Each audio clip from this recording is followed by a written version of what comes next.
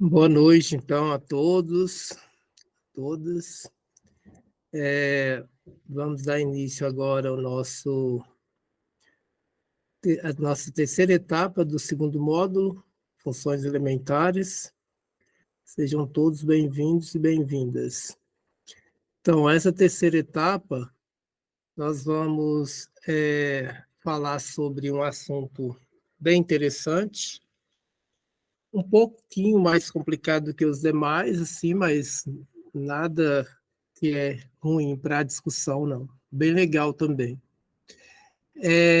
Vou priorizar alguns aspectos, né? O tempo é pouco, não dá para falar muito, mas como sempre eu trago aqui algumas coisas que é um ponto de partida para a gente estar pensando na situação aqui das funções exponenciais logarítmicas. Eu escolhi algumas coisas que são interessantes e que geralmente gera dúvida, né? Principalmente nos alunos, quando eles estão estudando o assunto, e até mesmo depois que eles estudam o assunto, você percebe que eles ainda levam algumas dúvidas. Por exemplo, qual o valor de zero elevado a zero? Como entender a existência do número E, que é o limite de 1 mais 1 sobre n elevado a n, quando esse n tende ao infinito, que é uma constante, a constante de Euler, que está bem presente, e é interessante que ela aparece naturalmente nos modelos das funções exponenciais e logarítmicas. Por que o número ele aparece naturalmente na modelagem matemática de problemas envolvendo crescimento ou decrescimento de variáveis? Qual é a diferença de log de x e ln de x? E como podemos trabalhar as funções exponenciais logarítmicas na escola? Algumas dicas, algumas situações, problemas que eu selecionei como interessantes aqui para a gente poder discutir. Sempre quando a gente fala em exponencial, quando a gente vai trabalhar, eu acho que é inerente de todos os professores e as recomendações também, é que se faça uma revisão sobre a potenciação, que é um dos principais pré-requisitos para se entender essas ideias. E aqui eu só abordei aquelas propriedades que geralmente são faladas, elas, em vez de ser faladas e entregadas para o aluno, você pode mostrar para o aluno todas aquelas propriedades lá facilmente, né, com as ideias da potenciação, que inclusive você está tratando na sua revisão, então você pode estar mostrando todas elas sem precisar falar, o próprio aluno, depois de entender, ele mesmo pode estar escrevendo, né, aquelas regras e essas propriedades, fica mais interessante para ele entender e não simplesmente ganhar aquela ideia, aquela fórmula, enfim, ou ideia pronta para ele já ter aquela ideia como se já tivesse pronta e ele não vai parar para perceber que é uma coisa tão simples. Então, tem aqui todas aquelas propriedades básicas, coloquei aqui para dar uma lembrada nesse pré-requisito, porque daqui eu vou pegar o que realmente é de potenciação gera dúvida e que essa dúvida, uma vez sanada, o aluno ele vai estar com um raciocínio bem interessante para estar raciocinando essa parte das funções exponenciais e logarítmicas, que é muito interessante. Como eu já disse, não é um assunto tão tranquilo de se enxergar como talvez as funções polinomiais que a gente discutiu na passada, mas também é interessante de ver, né? Então, aqui eu peguei essa questão da indeterminação quando o aluno depara com essa situação de zero elevado a zero. Qual que é o valor de zero elevado a zero? Geralmente, o próprio aluno, às vezes, traz isso para você quando ele depara com isso, tendo dúvida, porque, às vezes, você está trabalhando com ele no segundo ou terceiro ano já geralmente passou da fase de estar explorando isso, nesse momento das funções exponenciais logarítmicas, mas assim ele depara e ele tem essa dúvida, ou quando você também, como professor, questiona o aluno, porque se o aluno não deparou, é interessante que o professor pergunte a ele, né, quanto que é 0 elevado a zero. E, geralmente, quando isso é questionado, às vezes, para o professor ainda responde, esse resultado ou é indeterminado. Pelo que os alunos, às vezes eu converso, dá a entender que a ideia que ele teve foi que a resposta seria uma indeterminação, mas assim no sentido de que não é possível determinar aquilo ou que não existe. Às vezes ele fala, esse resultado não existe e tal. Então, aqui que eu coloquei, né, para a gente poder discutir quando é que isso se 0 elevado a zero é zero, e quando isso ocorre, e se 0 elevado a zero é igual que 1. E ainda mais, será se 0 elevado a zero pode assumir um resultado diferente de zero? E quando 0 elevado a zero pode assumir um resultado diferente de 1? Então, eu trouxe uma sugestão aqui que você pode estar levando, né, o aluno no laboratório de informática para usar, porque se a escola tem um laboratório de informática e a turma geralmente é desinteressada e tal, eu acho que seria um estímulo, né, levar lá no laboratório para poder o aluno fazer isso no computador. Aí eu trouxe uma ideia aqui de uma atividade para usar o Excel, né, que aí você pega, leva lá, pede para o aluno abrir o Excel e está brincando lá, né, e ao mesmo tempo uma brincadeira séria. Aqui eu vou fazer rapidamente aqui uma atividade para a gente perceber isso. Pode estar numerando aqui a coluna A. Até 10 já é de bom tamanho, né? Até 10 aqui vai ser de bom tamanho. Deixa eu pegar esse 3 aqui, que não está muito... Essa tecla 3. 4, 5, também. 6, 7, 8, 9, 10.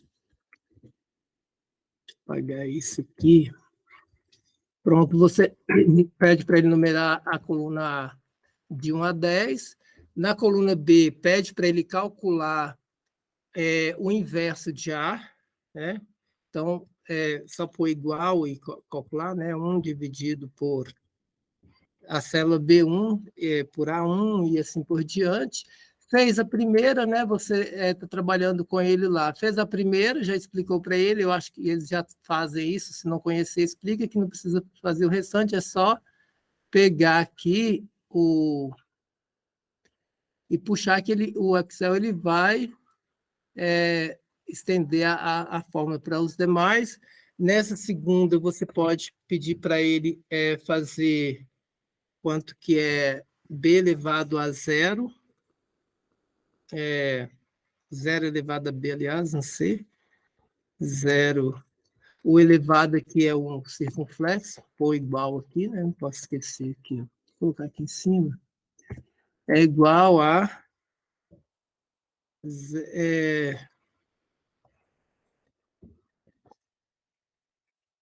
zero elevado a b, faz aqui b1.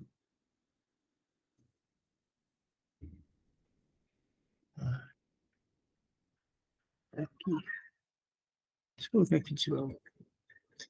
É igual a 0 elevado a b, caso b1. Apaguei a célula aqui. B1. Certo, aí agora aqui é só você estender. Tem 0. Aqui você coloca que é 0 elevado a b. É b elevado a 0, aliás. B igual, esqueça desse igual, B elevado a zero, e puxa aqui. E aí você vai pedir para ele fazer fazer algumas observações. Então, aqui, percebe-se, por exemplo, para ele observar o que ocorreu na coluna C e na coluna D. Quem é a coluna C? É 0 elevado a B. E quem é B? B é o número que vai diminuindo cada vez que o A vai aumentando. A gente colocou aqui até o 10, mas lá, se o aluno for lento de percepção, pode aumentar isso para 100, para 1000, enfim. Ele vai ver que esse B aqui, ó, cada vez ele vai diminuindo, à medida que o A for aumentando. Então, na coluna C, que é o que? 0 elevado a B, se esse B tende a zero, vai ter um momento em que esse B vai ficar muito próximo de zero, e daí ele vai ter a potência de 0 elevado a zero. O mesmo você vai ver com ele a questão dessa coluna D, que essa coluna D é B elevado a zero. Se é B elevado a zero e o B tende a zero, vai ter um momento que você vai ter a potência 0 elevado a zero. E na coluna C, sugere, então, que 0 elevado a zero vai dar zero, e na D, sugere que 0 elevado a zero dá 1. Então, é uma indeterminação? É uma indeterminação, só que é uma indeterminação que não é porque não é possível calcular, é porque não existe um número certo, fixo, definido para aquela expressão. Ou seja, pode ser calculado aquilo lá? Pode ser calculado. E quando que vai ser? Então, quanto que vai ser 0 elevado a zero? A resposta seria depende. Depende do quê? De que cálculo você quer fazer? Qual é o cálculo que você quer fazer? Aí, de acordo com o cálculo que você quer fazer, a gente pode verificar qual que é o valor dele. Aí eu trouxe aqui na planilha 2, que eu já, para adiantar o tempo, eu já coloquei ela pré-definida aqui. Aqui também é a mesma coisa, você coloca aqui o A também, de 1 a 10, o B vai ser o inverso de A, o C você vai colocar meio elevado ao A, e vamos colocar aqui, estender, né? Aí você vai ter toda a coluna do C aqui. O D vai ser C elevado ao B. Vamos estender essa fórmula aqui também. E aqui, eu acho que era... Deve ter errado isso. C elevado, deixa eu ver se eu errei essa. C a D é C elevado a B, né? 2 elevado a B2. Não sei por que deu errado isso, porque aqui teria que dar meio em todos. Dá uma mudada aqui. Essa C é meio aqui elevado a... O que tá? O que eu mudei? É meio elevado a...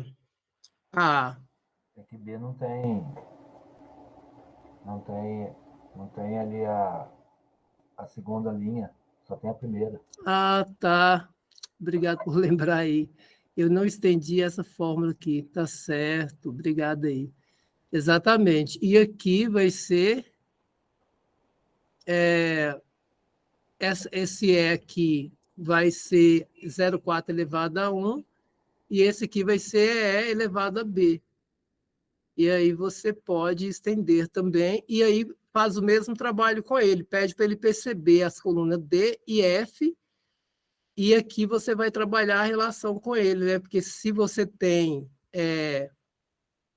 essa aqui, que era a D, né? Que eu apaguei ali, que era C elevado a B, e aí o C tende a zero, de acordo com o valor de A que vai aumentando, e o B também tende a zero, então o momento vai ter 0 elevado a zero, e a coluna D, esse resultado vai ser meio, E o mesmo ocorre aqui na coluna F, que é E elevado a B, e aí você vai ver que o E também tende a zero. Ó, quando o A é 10, já está 0,00 próximo de zero. Se aumentar isso, vai ficar bem próximo de zero. Então, sugere aqui que zero elevado a zero vai ser, porque o B também tende a zero.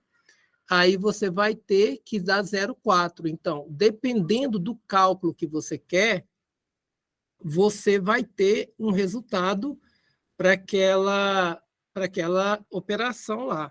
Então, é interessante trabalhar essas indeterminação, falar que é indeterminado, mas explicar para ele em que sentido que é essa indeterminação, que é aquela coisa que eu já falei com vocês na aula, no primeiro webinar, na questão da proporção, que o aluno, às vezes, ele não consegue enxergar algum resultado que talvez é falado ou entregue para ele de graça, na questão da proporção, da constante de proporcionalidade. Então, na matemática, geralmente é bom que o professor, por exemplo, ele trabalhe situação que não existe, e não só a situação que existe, porque você trabalha com alunos sempre uma coisa que dá certo, sempre tem que ter um resultado, sempre. E isso, a matemática não é assim, na vida não é assim. Tem situação na matemática que tem um resultado, tem situação que tem vários resultados, tem situação que não tem nenhum resultado, que não tem. Então, por que não mostrar isso para os nossos alunos, né? Então, tem aí essa ideia que eu gostaria de trazer e sugerir para que vocês trabalhem com os alunos. Outro resultado bem interessante, e esse sim é quase inerente quando você for trabalhar com o aluno lá na exponencial, esse resultado aqui ele é essencial que você trabalhe, instigue o aluno, porque o aluno, às vezes, ele tem curiosidade. É só fazer com que ele fique curioso com uma situação. Então, ele pode já ter essa curiosidade de perguntar quanto que é 1 elevado ao infinito, ou você pode questionar para ele de uma maneira que deixe eles curiosos. Então, quanto que é 1 elevado ao infinito? Alguns alunos vão falar que é 1, e pergunta por que, ele vai falar porque toda potência de base 1 vai dar 1, independente do expoente. Outros alunos vão falar que vai dar mais infinito, porque infinito é uma coisa muito grande, e acaba que vai dar uma coisa muito grande. Se você dá esse resultado aqui para ele, na ideia também de um número grande aqui, essa razão aqui de 1 sobre n, também pode levar isso lá para o Excel, inclusive aqui na atividade 3 sugere isso, né? A mesma atividade. Aí vocês podem levar lá também e colocar lá também, ó, na coluna 1, aqui tem os passos para vocês colocarem. Esses valores aqui da coluna 1 são valores pensados, que já são interessantes para você continuar com o estudo com eles, né? Colocar aqui o 1, 2, 3, 4, 6, 12 e tal, porque isso aqui, onde a gente quer chegar aqui, na verdade, nesse resultado, ele saiu da matemática financeira, então a gente já pega essa ideia desses valores aqui da capitalização que eu vou estar abordando aqui na sequência. Mas aqui no início pode trabalhar, de acordo com o tempo que tiver no laboratório, pode estar explorando essa razão e vendo que ela vai tender a zero, então somado com 1 vai ser 1, e se n tende ao infinito, vai dar 1 elevado ao infinito. E qual é o resultado? Então, aqui na planilha do lado, aqui também tem o passo a passo, se vocês quiserem fazer, e aqui na planilha do lado você percebe que o B aqui vai ser esse aqui, né, 1 mais o inverso de A, e você vai poder pegar o B e elevar a A, que aí você vai ter esse resultado aqui, ó. O B, ele vai diminuindo, mas observa que vai ser 1 mais um número muito pequeno, né, conforme está apontando ali, 1 mais um resultado muito pequeno, que vai ser próximo de zero, então 1 mais 0 vai aproximar muito de 1 aquilo lá, e elevado ao infinito, mas aí você percebe que esse resultado ele começa aumentando aqui, né? Mas ele vai ficando lento cada medida que você vai aumentando. Então, se você pensa que numa coisa que vai estar sendo aplicada de minuto em minuto, que daria 525.600, multiplicando por 60 para dar em segundo, aí vai dar 31.536.000. E você vê que o valor de C, ele pouco muda, porque, por exemplo, quando você aplicou aí 525, estava 2,7182 e 7,9. Quando você multiplicou por 60 ali, que ficou muito grande ali o resultado, 2,7182 até a quarta casa, aproximadamente até a quinta casa, foi igual. Então, assim, ele vai começar a perceber isso, e aí ele pode perceber, então, que esse valor aqui ele vai tender aquele resultado lá, né? Que 1 mais 1 sobre n elevado a n vai ser igual que 2,718282. Na verdade, 71, 82, 81, 82, 84, 595 e segue. Esse número, provavelmente, ele já foi apresentado para eles lá no fundamental, quando eles forem ver os números irracionais. Geralmente, essa constante Euler, ela é apresentada para os alunos sem muitos detalhes, só na questão de ser irracional, quando ele é apresentado a raiz de 2, que é um irracional que sai da geometria, lá da diagonal do quadrado de lado 1, e da constante π também, é muito comum que eles apresentem, que também sai da geometria, e eles apresentam esse número de Euler também como um número irracional, mas para por aí, talvez vai ter algum aluno até que vai reconhecer o resultado. Mas você pode fazer já uma aplicação que é bem inerente da ideia da exponencial, que é a matemática financeira, né? Geralmente aqui você trabalha a mesma ideia de uma progressão geométrica também. Eu, particularmente, gosto muito de fazer esse bloco de conteúdo. Quando eu trabalho a função afim, eu trabalho a progressão aritmética e modelo com situações da matemática financeira com juros simples.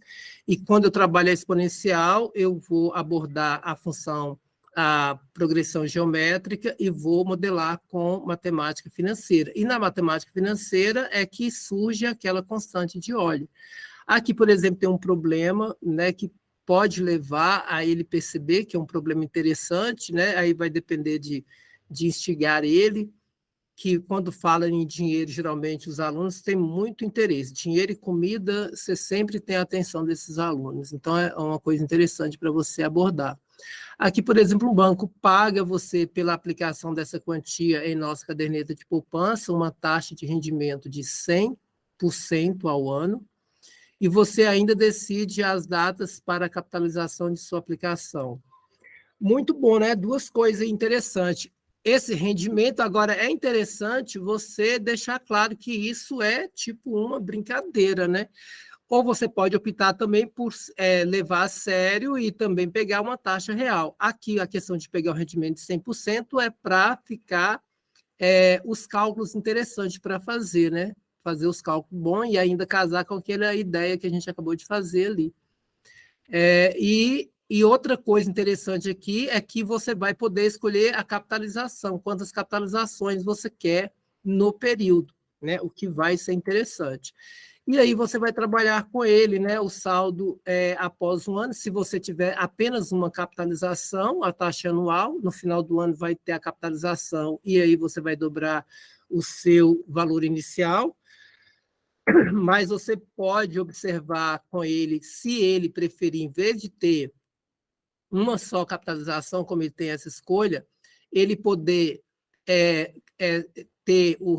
aplicar a taxa após 6 meses, em vez de ganhar 100% no final do ano, ele vai, depois de 6 meses, ganhar 50% e daí aplicar de novo no final mais 50%. E aí, trabalhando isso aqui, ele vai chegar na conclusão, e você induzindo a ele, que vai ser 1 mais 1 meio ao quadrado, vezes o valor inicial, que você vai ter o valor inicial no final, então, de um ano, multiplicado por 2,25, que ele já vai perceber que aumentou, né, o fato de ter mais de uma capitalização, teve um aumento de 2, era 2, agora passou para 2,25, que é um valor maior, e aí pode seguir, né, que aí dá aqueles valores lá que eu coloquei, aí isso aqui seria semestral, aqui por 3 capitalizações no ano, seria quadrimestral, e aí ele ia ver que daria, no final, 1 mais 1/3 elevado ao cubo, vezes o valor inicial, que daria 2,3770 vezes a quantidade inicial. O saldo capitalizado 4 vezes ao ano seria trimestral, seria, no final, a quantidade final inicial seria multiplicada por 2,4414, e aí, se você for bimestral, aí você teria 6 capitalizações no ano, o valor já seria 1 mais 1/6 elevado à sexta vezes a quantidade inicial, que seria multiplicada por 2,5116. E aí, continuando, você multiplicando agora em dias, né? Tendo 300, se a capitalização fosse diária, todo dia capitalizasse, aí você teria 365 capitalizações no ano, e seria 1 mais 1 sobre 365 elevado a 365, o valor inicial já seria multiplicado por 2,7145 e vai. Se você multiplicasse, então, dias, aí multiplicando por 60,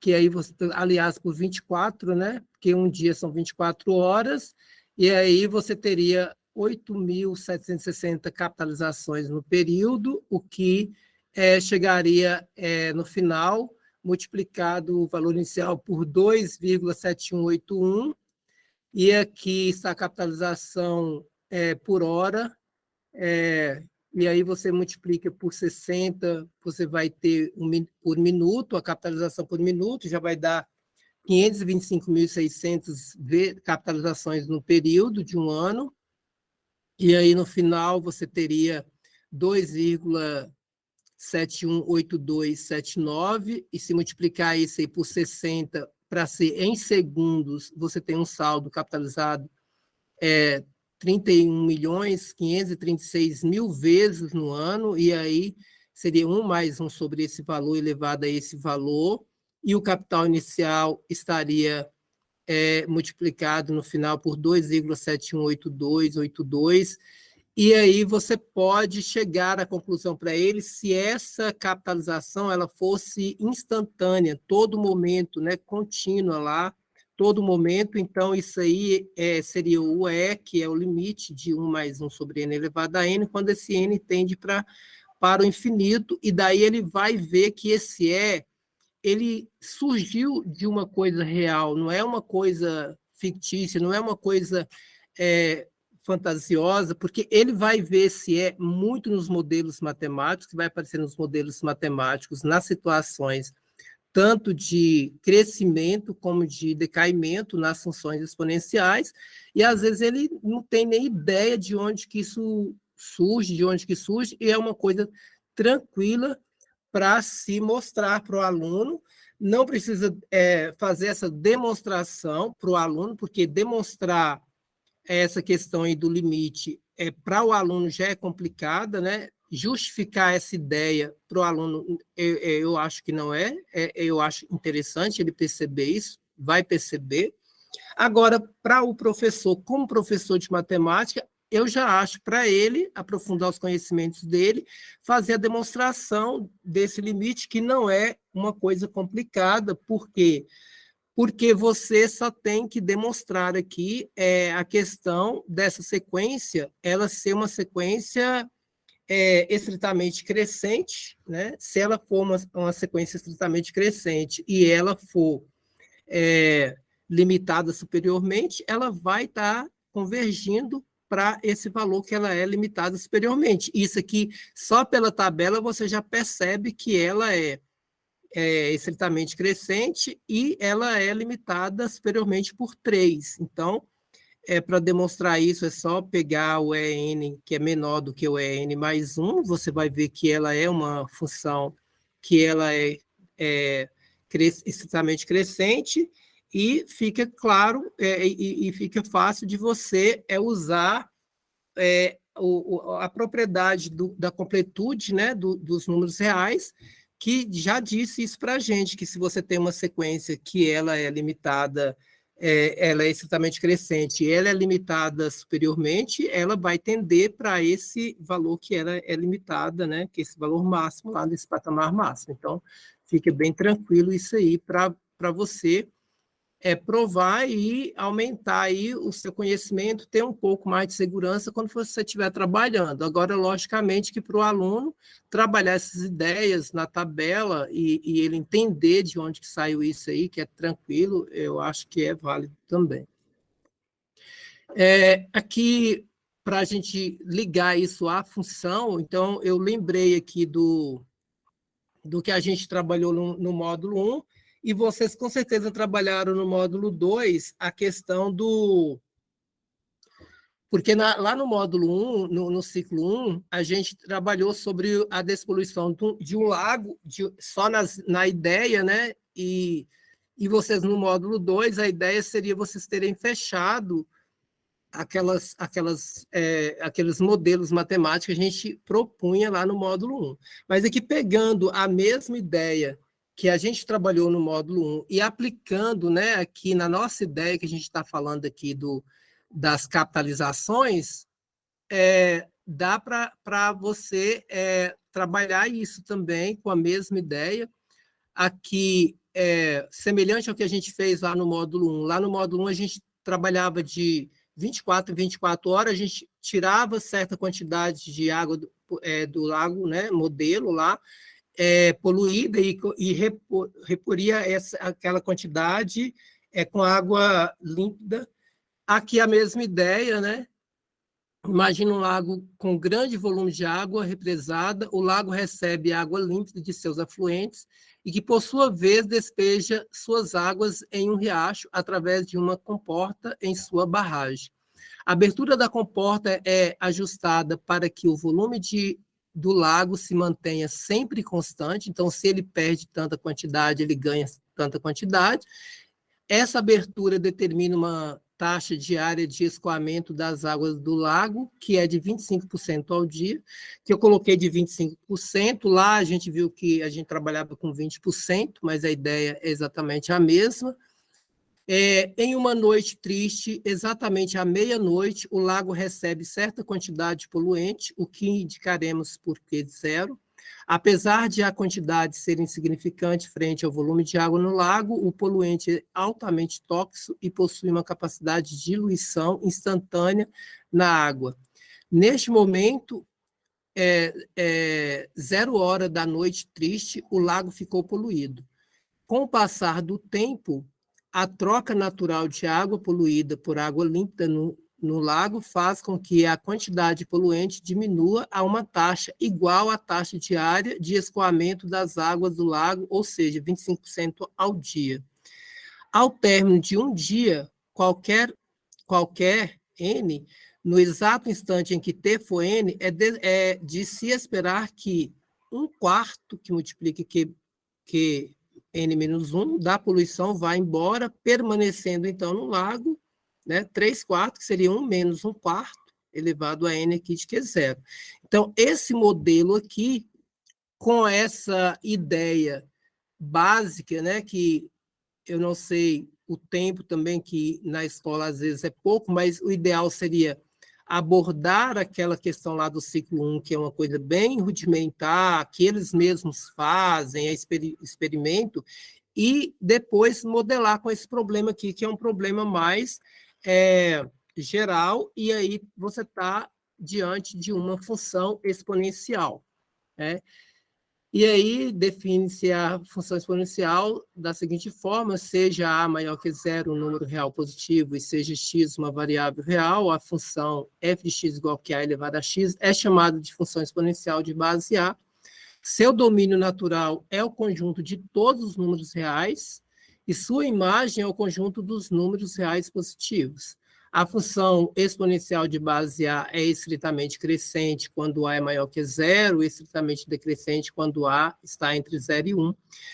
Tem aqui algumas funções, né, e os gráficos, e aí pode trabalhar tanto do geométrico para o algébrico ou vice-versa. Aqui nós temos aqui a função de 2 elevado a x, a base é 2, ela está representada aqui pela azul, ela é crescente. A função e elevado a x, acho que no exemplo ela não pode deixar de estar, né? Uma função que para mim é o carro-chefe, né? Que modela tudo aí, é uma função super interessante. E é também crescente, porque o E nós já vimos o valor dele, né? Aproximado lá. E o π elevado a x, que o π é outra também, né? Que ele sabe que é um valor maior que 1, é maior que 3, aproximadamente 3,14, segue. E tem outros modelos aqui em que você tem o A entre 0 e 1 também, a base sendo meio, 1/3, 1/5, e aí pode estar trabalhando essas ideias gráficas lá. Eu coloquei aqui, destacando a função, né, de Euler, porque ela é muito interessante em outros aspectos também, né, que pode ser explorada, de outras curiosidades. Eu não sei até que ponto você depende muito da turma, mas uma coisa interessante da função é que cada ponto da curva aqui do gráfico, a reta que tangencia é exatamente igual ao E, né? Aqui, por exemplo, a inclinação da reta que tangencia nesse ponto aqui em que a abscissa é 1 e a ordenada é E, vai ser o próprio E, né? Porque é elevado a 1, que é elevado a x. E qualquer ponto aqui, se você pegar esse ponto aqui, em que a abscissa, por exemplo, seja 2, e essa aqui é a função de elevado a x, a reta que tangencia nesse ponto, a inclinação dela vai ser E ao quadrado, e é muito interessante, é fascinante isso, e dá para colocar, né, o aluno pelo menos perceber que é uma coisa interessante, que não é uma coisa do nada, né? Que tem muito sentido isso. Outra coisa, ideia muito interessante também dessa função do E é a questão da área que fica sob a curva, né? Com o eixo da abscissa, que também vai ser elevado a x, essa área aqui. Né? Se esse aqui, por exemplo, for 1, essa área que fica aqui sob essa curva vai dar E, também é muito interessante. E a questão também de outra curiosidade do valor de E é quando você tem um somatório também de 1 sobre os n fatorial, né? 1 sobre 1 fatorial, mais 1 sobre 2 fatorial, 1 mais 3 fatorial, enfim, somatório de 1 sobre n fatorial, quando n tende de 0 ao infinito, vai tender para esse valor também, é uma coisa super curiosa e interessante. E, finalmente, o que eu destaquei lá, que a gente tem que trabalhar com o aluno essa questão do ln e do log, né? Que a única diferença é a base do logaritmo, a calculadora já tem essas duas teclas, ln e tem o log, só que o log da calculadora geralmente é na base 10, e aí você pode estar colocando para o aluno perceber que a única diferença aqui é a base, e é uma coisa interessante também, para se fazer. Então, vamos falar um pouco agora sobre logaritmos, que é tema da nossa etapa também aqui, dessa terceira etapa. Os logaritmos, eles são úteis também, são bem interessantes e tem muitas curiosidades. Agora, às vezes, o professor, o livro, traz já diretamente, por exemplo, já entregando as propriedades para o aluno e fala, é melhor somar do que multiplicar, ou é melhor subtrair do que dividir. Isso foi uma das invenções, responsável pelas invenções dos logaritmos, e já entrega a propriedade dos logaritmos, né? Logaritmo de um produto, a soma dos logaritmos, enfim. Antes disso, obviamente, tem que chegar lá mesmo, mas antes disso, se pegar as escalas de grandeza e perceber isso, né, não precisa nem estar falando em logaritmo ainda, se você pegar essas escalas que trabalham escalas das tábuas logarítmicas, né? O aluno ele já vai perceber isso que pode colocar ele para brincar também, né? Sem muitas informações, ele vai perceber coisas interessantes, então começa displicentemente pedindo para ele, por exemplo, pegar na linha de cima, por exemplo, o 2 e pegar, por exemplo, o 4, e aí você, desde que a soma permaneça na linha de cima ainda, e aí você vai pegar 2 mais 4, vai dar 6, e depois você pede para que ele pegue os números que estão abaixo desses números, 4 e 16, e multiplica, e quanto que vai dar, e vai dar o número que está debaixo do 6. Enfim, então, é uma coisa interessante, trouxe aqui também, né, um exemplo para explorar isso. Escolha 2 números A e B da linha superior da tabela, de tal forma que a soma SA mais B nesses números também estejam nessa linha superior. Observe aqui que está ligado às progressões, né? Porque aqui no próprio enunciado tem, ó, na parte inferior, nós temos uma progressão geométrica de razão 2 e na parte superior nós temos uma progressão aritmética de razão 1. E essa tabela ela pode seguir aqui, né, para bem mais, dependendo do tempo que você tem para aplicar na atividade.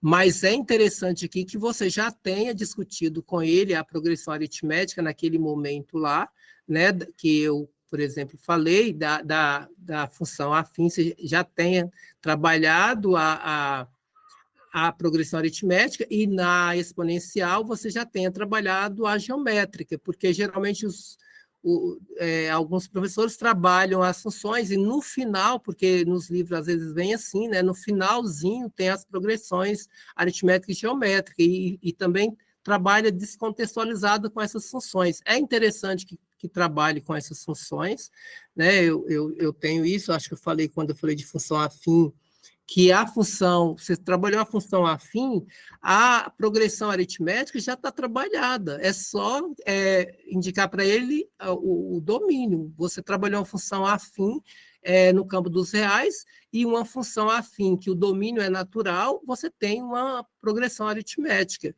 E é só a questão de fazer a correlação, porque o aluno, às vezes, ele não consegue fazer isso por si, mas se você induz, ele vai fazer. E o mesmo na função exponencial. Se você trabalha a função exponencial no campo dos reais, que a gente está trabalhando, a geométrica é só você adequar o domínio dela para os naturais, e você tem uma progressão geométrica.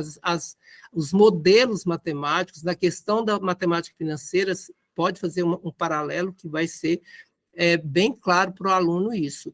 Então, se você já fez isso, é interessante que agora você pode fazer tranquilamente essas escalas, porque ele já tem conhecimento da progressão aritmética, já tem conhecimento da progressão geométrica, e aí ele vai montar isso, vai ver essas curiosidades e vai achar, né, que é uma coisa curiosa, e aí talvez, dependendo do aluno, se não for muito disperso, ele vai ver outros e vai querer demonstrar para... Será que isso sempre funciona? E aí vai pegando outros valores, enfim, e vai ver que realmente vai funcionar. A B aqui, ó, a outra parte, escolha agora outros 2 números A e B na linha superior da tabela, de tal forma que a diferença D igual que A menos B desses números também estejam nessa linha superior. Agora visualize os números x e y, respectivamente abaixo dos números A e B, escolhido anteriormente por você, e divida esses números. Note que o quociente Q, que é x dividido por y, dos números que estão abaixo de A e B, é o número da linha inferior da tabela. A diferença D e o quociente Q aparece em uma mesma coluna. Isso ocorre sempre? Então, aí esses questionamentos ele vai verificar e vai ver que ocorre sempre, né? Porque aí é bom trabalhar isso, né? Que propriedade matemática das operações de potência estão envolvidas no processo anterior, né? Porque eles já reviram potência, já viu potência lá no fundamental, e chega com essas regras bem decoradas. Você pergunta qual que é a multiplicação de potências de mesma base, ele já salta logo. Conserva a base, somos expoentes. Qual é a divisão de potências de mesma base? Ele já vem com esse negócio tudo decorado. Eles já sabem disso, então aqui é só a questão de fazer a ligação, porque eles, às vezes, a maioria das vezes, eles decoram aquele negócio lá, mas aqui a ideia é mostrar para ele, lá no início, ainda agora nessa aula, eu coloquei aquele segundo slide, para que você já comece preparando para ele, é uma coisa mais geral dessas propriedades da multiplicação. Lá tem, naquele slide lá, você vai ver que eu coloquei lá todas, e também no material, né, que está na sala, que eu acho que não sei se eu já coloquei para visualizar, senão eu vou colocar em seguida. Tem também, inclusive, a demonstração que eu falei com vocês sobre lá do limite do o E como sendo o limite também está lá no material, quem se interessar pode dar uma olhada lá, e aí vocês podem estar utilizando lá. Então, aqui é uma coisa que você pode estar perguntando, questionando para ele, né? Esse alinhamento irá ocorrer sempre, pois os números que estão abaixo de A e de B são, respectivamente, as potências, né? X igual que 2 elevado a A e Y igual que 2 elevado a B. Logo, o número que estará abaixo de S, que é a soma A mais B, nas potências vai ser 2 elevado a S, e S é A mais B, vai ficar 2 elevado a A vezes 2 elevado a B, que é X vezes Y. Isso é fácil de mostrar e de enxergar também. E o número que está abaixo do D, que é A menos B, será a potência de 2 elevado a D, porque eles vão enxergar que esses números que estão abaixo, né, são todos potência de 2, e aí é elevado a D, D é A menos B, e aí, como ele tem uma subtração no expoente, ele vai, né, já ter enxergado que é 2 elevado a A dividido por 2 elevado a B, que vai ser X dividido por Y. Então, é uma coisa bem tranquila para mostrar, e aí você pode construir uma tábua geométrica, sempre olhando aqui a hora para ver se não extrapola. Os logaritmos de escala de grandezas. A tabela da atividade 6, na verdade, a atividade anterior, não sei se eu nomeei ela como 6, nada mais é do que uma tábua de logaritmo de base 2, né?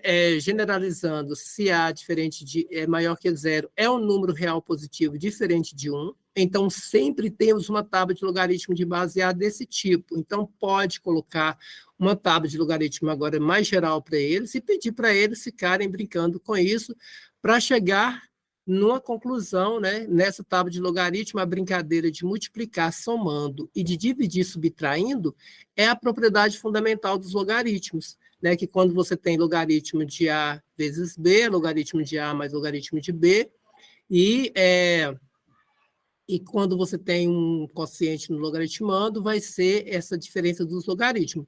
Essa propriedade você vai trabalhar com eles, que está lá nas propriedades operatórias dos logaritmos, mas antes de apresentar ou de fornecer essa propriedade para eles, faça essa brincadeira, mesmo que todos os alunos não se envolvam, parte vão se envolver e já vai valer a pena. Então, daí sai a definição dos logaritmos, que seja A maior que 0, um número real positivo diferente de 1, se A é maior que 0, é uma variável real, então definimos que log de x elevado a A é como sendo o único valor real de y, tal que A elevado a y é igual que x, então conclui-se que logaritmo de x na base A é igual que y, se somente se A elevado a y é igual que x. A função f de x igual a log de x na base A é chamada de função logaritmo de base A. Seu domínio é o conjunto de todos os números reais positivos e sua imagem é o conjunto de todos os números reais. Aqui nessa ilustração gráfica que eu trouxe aqui também para ilustrar, ele já consegue visualizar esse domínio, esse conjunto de imagem também. Pode mostrar também, ou mostrar algebricamente, ou, enfim, a ordem vai depender de vocês. A função logarítmica de base A é a inversa da função exponencial de base A. no sentido que logaritmo de A elevado a Y é igual a QA. Esse aqui é interessante mostrar, o aluno entender essas duas propriedades. Essa segunda propriedade, por exemplo, de A elevado a log de x na base de A igual a QX, às vezes ela é entregue para o aluno só para fazer uma atividade, ela é muito interessante aqui para o aluno entender essa relação da inversatilidade das funções log e exponenciais, né? Então, é uma coisa que deve dar ter um tempinho interessante para trabalhar isso. Graficamente, é interessante quando você falar das funções, agora juntando as duas no mesmo plano cartesiano, visualizar essa reta de simetria que sempre tem nas funções, não só nas logaritmos, né? Todas as funções inversas vai acontecer isso, obviamente, porque a inversa é exatamente isso, né? Você vai estar mudando o domínio, trocando o domínio de uma pela a imagem da outra, contra o domínio da outra e vice-versa. Então, vai ocorrer isso em qualquer função que sejam, obviamente, invertíveis, são inversas, mas é interessante, mais que nunca, nessas funções logarítmicas, que são as funções inversas, que são mais unidas, né, para poder atacar os problemas do cotidiano aí, que são mais difíceis. Então, você pode já até ter trabalhado funções inversas lá das polinomiais, mas às vezes não é tão interessante como você falar das funções inversas da logaritmo da exponencial, porque uma é solução da outra e vice-versa. Funciona como lá no fundamental você coloca que a soma é a inversa da subtração, a multiplicação é a inversa da divisão, a potenciação é a inversa da radiciação, e quando você tem uma equação que você vai isolar ali uma incógnita, você tem que usar as operações inversas. Aqui nas logaritmos exponenciais, isso vai manter direitinho. O tempo está bem em cima, mas aqui também estamos chegando aqui no final. Eu trouxe aqui uma situação ainda, né, em relação àquela ideia lá, que a gente abordou lá no início, do modelo da exponencial, que é o seguinte: para pensarmos mais sobre os logaritmos, vamos retornar ao nosso estudo poluído imaginário. Vamos imaginar agora a seguinte situação: o lago foi poluído por um criminoso em um momento desconhecido. Não sei que hora que ele poluiu esse lago. Você, um importante detetive, foi contratado para desvendar o exato instante em que o criminoso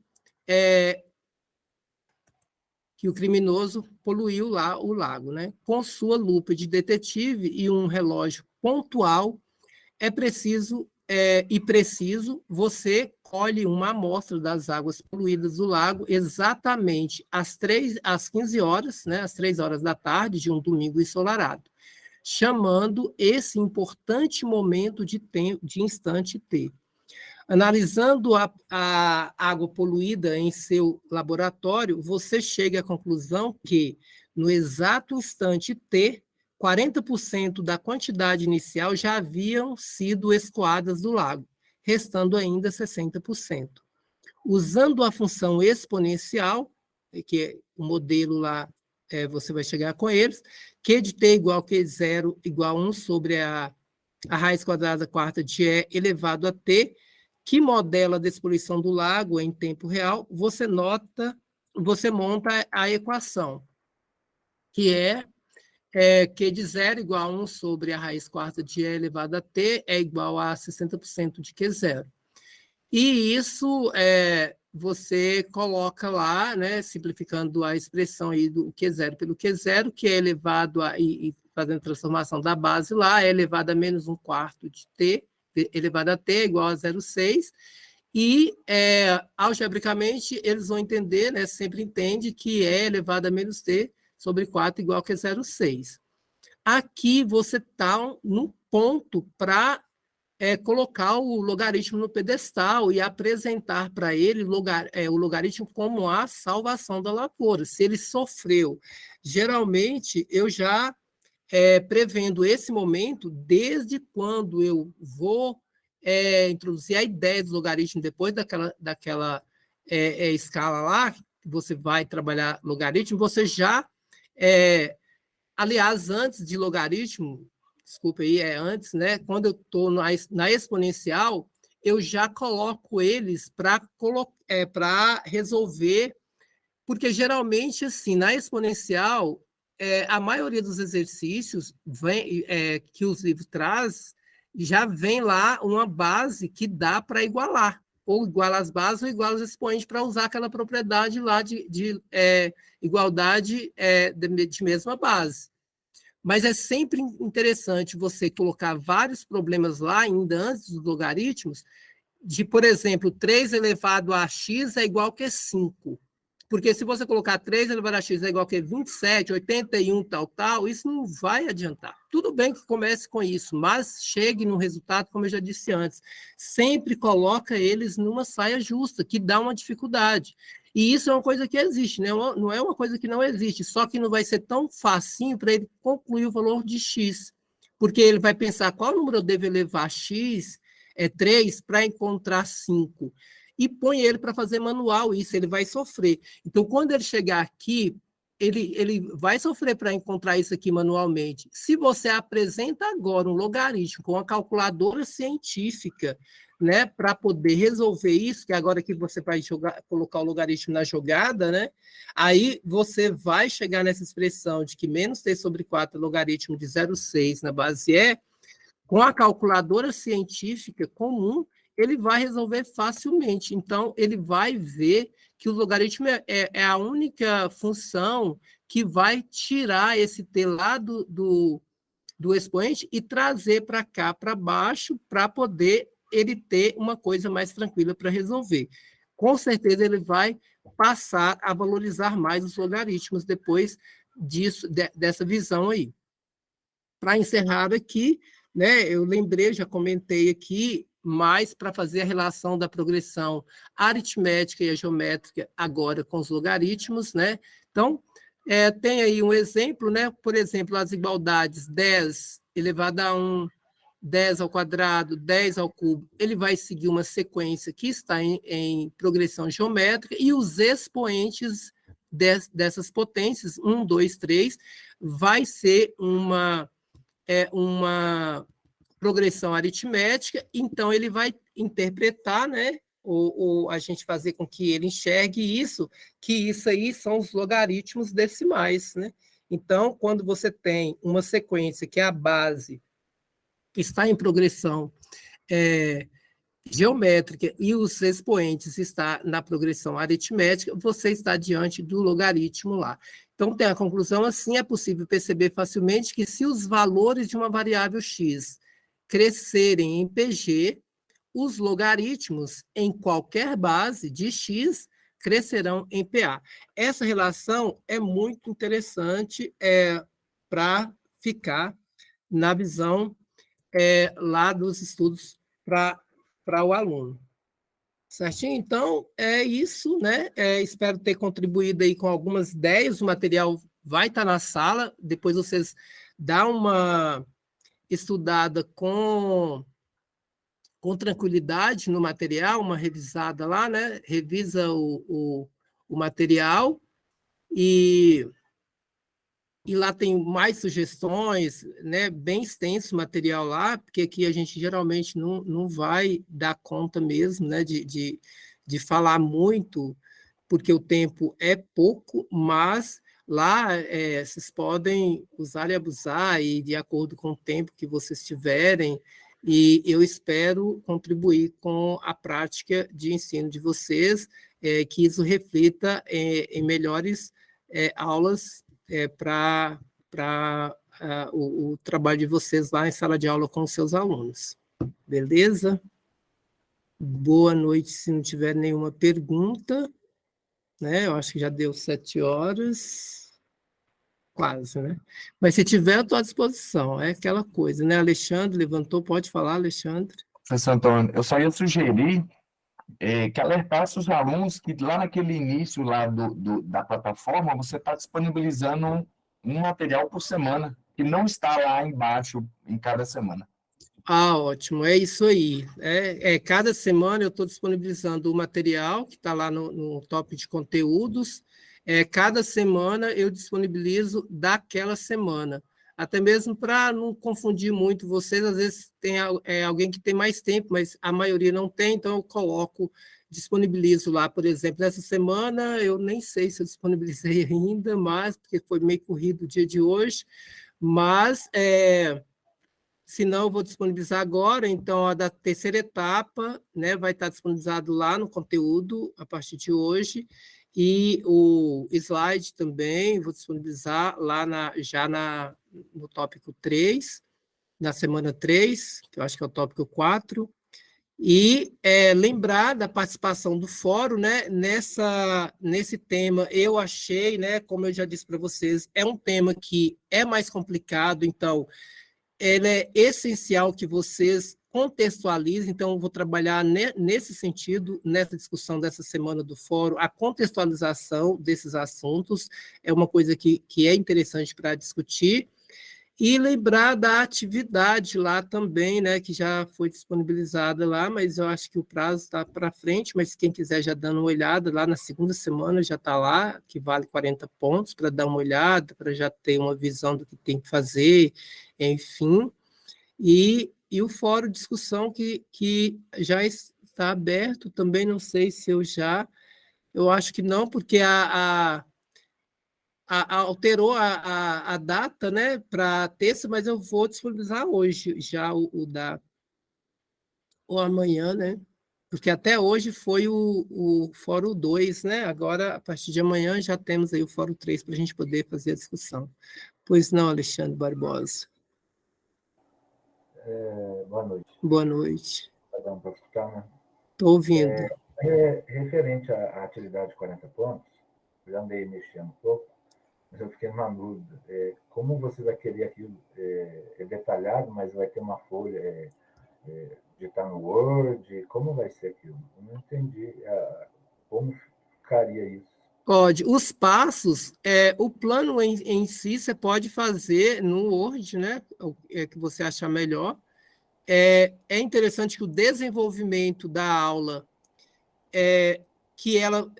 você vai preparar uma aula para trabalhar com o aluno num laboratório de informática, onde o recurso principal é o computador com o GeoGebra, e essa aula vai ter que ser desenvolvida lá, e aí você vai ter que colocar o passo a passo. Então, de acordo com o que você vai fazer, tem que colocar.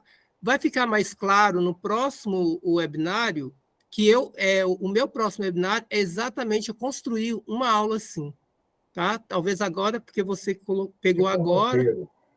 Oi? É tipo um roteiro. Exatamente, você vai ter que colocar o roteiro no passo a passo para que qualquer pessoa, eu ou a professora Denise, que pegar o seu roteiro e a gente aplicar no GeoGebra, por exemplo, a gente vai ver aquele funcionamento do que você quis fazer. Mas Né? sabe que eu vejo um pouco isso? É que eu trabalho com GeoGebra, mas eu uso ele mais para explicar a matéria do que os alunos próprios tentarem fazer. Porque eles têm uma dificuldade enorme, porque eles não têm familiaridade com a ferramenta. A gente tem que desenhar a ferramentinha, porque não tem nome específico da ferramenta. Né? Mas aí você vai ver que a gente vai fazer no próximo webinário, você vai ver que é mais ou menos o que a gente está fazendo agora. Obviamente, eu acho que a gente fez agora com o Excel, né, com a planilha. Lá no GeoGebra tem todas as ferramentas, só a questão de você talvez pegar uma aula anterior e trabalhar, apresentar a ferramenta para eles, né? E depois eles fazerem, porque não tem nada assim, as ferramentas são bem tranquilas. Eu acho que eu já usei o GeoGebra, né, na semana 2, porque, inclusive, eu pedi, né, eu peço na atividade 40 pontos, para vocês fazerem dois planos, uma referente à semana 2 e outra referente à semana 4, exatamente nessas semanas que eu usei o GeoGebra também, que eu sei que se você pegou lá, você pode fazer alguma coisa até semelhante ao que eu fiz, não tem problema. né? Não é interessante pegar a mesma atividade, mas igual no próximo webinário, que é um tema que a trigonometria é bem abrangente assim, nessas questões, então tem várias variações. Então, você pode pegar a ideia que eu vou desenvolver com vocês e aí criar uma variação daquela atividade. Então, eu acho que a partir do próximo webinário, eu acho que essas dúvidas suas vai ficar bem mais claras. Eu acho que nem vai ter dúvida. É que eu vejo assim, na minha escola nós trabalhamos com, quando a gente pega uma turma que já vem trabalhando com ela em outros anos, eles já conhecem um pouco de GeoGebra. Quando a turma não está familiarizada com GeoGebra, daí a dificuldade deles é enorme. Então, isso é quase que um exercício simples, bem simples mesmo colocando passo a passo, ensinando. Agora vocês vão fazer assim, igual a gente vai dar aula no Excel, né? Eu montei aquele sistema da Lagoa e fiz com eles, junto com eles, montando as formas para eles montar uma tabela. Interessante. E assim mesmo, eu tive que fazer o passo a passo, eu fazia no quadro, como ficaria a forma, para eles montar a forma no computador. Mas eles tiveram interesse, assim, quando você vai trabalhar com eles lá, eles têm o interesse de, quando você dá um comando, eles irem fazer? Sim, eles têm um interesse, alguns têm interesse, né? Os alunos estão, os meus, é meio suspeito porque os meus são, vamos dizer assim, são as turmas que ninguém quer pegar, então salvo para mim. Eu sou o último a pegar. Então, os alunos com muita dificuldade, mas alguns mostram interesse. E como um mostra interesse, os outros vão atrás, né? Exatamente. Como é que faz? Eles me perguntam para mim, perguntam para o aluno que já está meio, já está desenvolvendo, né? Mas eu vejo um pouco de dificuldade neles, eu sinto nisso, porque eu já venho fazendo isso, e não vejo, já montei o passo a passo, já fiz uma aula assim, mas acho que uma coisa interessante, usando mais para mostrar para ele a geometria, fica mais fácil os gráficos, mostrar para ele como que fica, quais os pontos principais do gráfico, essas coisas. Mas dar um exercício para ele resolver no GeoGebra, pesa um pouco. Eu acho que uma coisa interessante aí, Alexandre, é você colocar em dupla, pega um que tem mais familiaridade com um que tem menos, porque esse que tem menos, às vezes, ele não tem, pela dificuldade, ele talvez perde um pouco o interesse, mas se ele tiver com outro e ele começar a aprender, ele vê que é simples, porque realmente é muito simples, e quando ele vai fazer... o intuito nem é ele aprender mesmo GeoGebra, mas ver os resultados dinâmico, que é mais interessante, eu acho que não tem problema. Você pode fazer o passo a passo, ele seguir o passo a passo e depois trabalhar o produto, né?